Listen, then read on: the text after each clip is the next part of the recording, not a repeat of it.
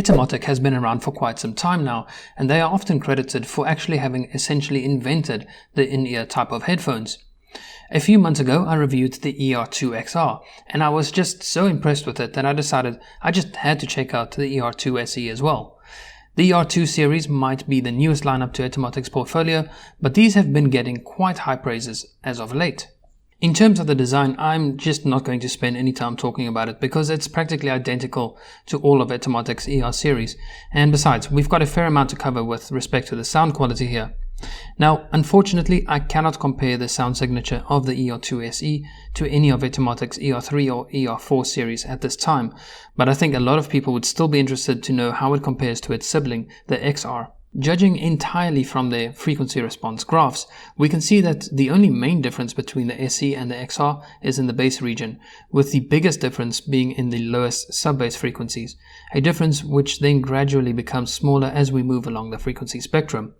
There are a few differences here and there, but I'm not sure if the difference we see in the 2 to 4 kHz range is perhaps just due to a slight difference in how the SE was positioned in the measurement rig, or if it's due to a minor variation in the driver.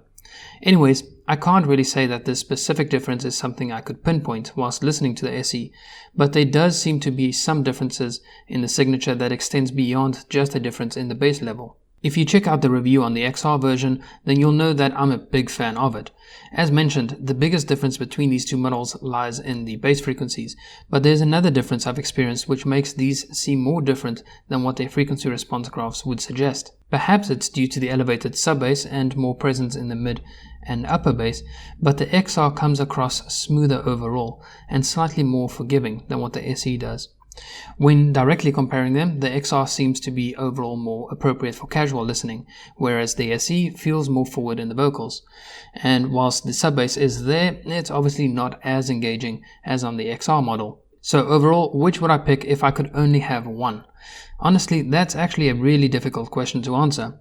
In fact, for my preferences and how I've come to appreciate the strengths and weaknesses of both signatures, it's practically impossible for me to choose between them. On the one hand, the SE does objectively measure better, and I can definitely appreciate its seemingly clearer signature. But when I swap back and forth between the SE and the XR, I just can't help but feel like something is missing from the SE. This is especially true when I listen to music such as Bad Guy from Billie Eilish or any number of tracks from Lorde, where there is a very pronounced bass line. On the SE, it just sounds so incredibly bland, completely to the point where I really can't say that I enjoy the track. When swapping over to the XR, things just sound more correct. It's like you kind of know that bass line is supposed to be heard.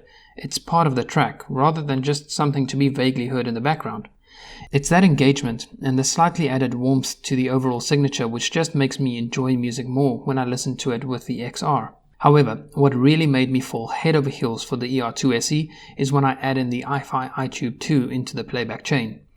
The iTube 2 has a number of features, but the one I want to focus on here is the bass boost.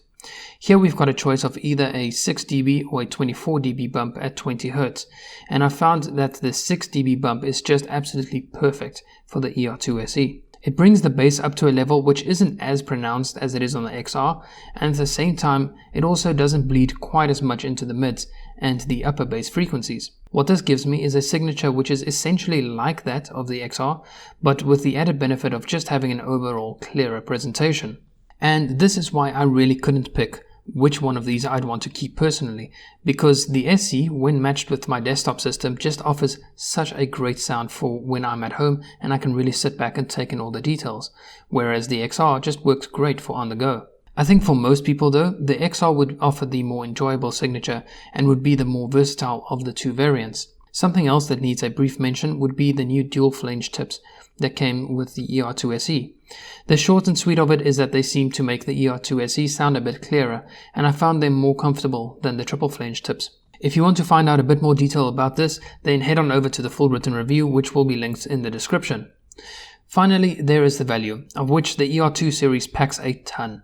Over the last 2 or 3 years, there have been an absolute boatload of IEMs coming out of China, and the build quality along with the sound quality is constantly improving, very much to the point where products that don't come from China are facing an increasing struggle to compete at similar price points. However, the Etymotic ER2 series almost seems like a unicorn, as it's able to present a signature which is still appreciably more refined than what I've heard from any IEM around this price bracket.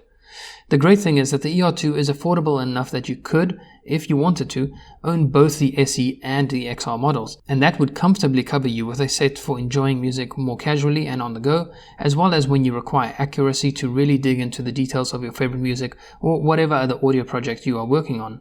As mentioned, I couldn't pick just one of these because of just how great the ER2 matches up with my desktop system, but if I absolutely had to make a decision to keep just one of them, then I'd probably pick the XR due to its more versatile signature.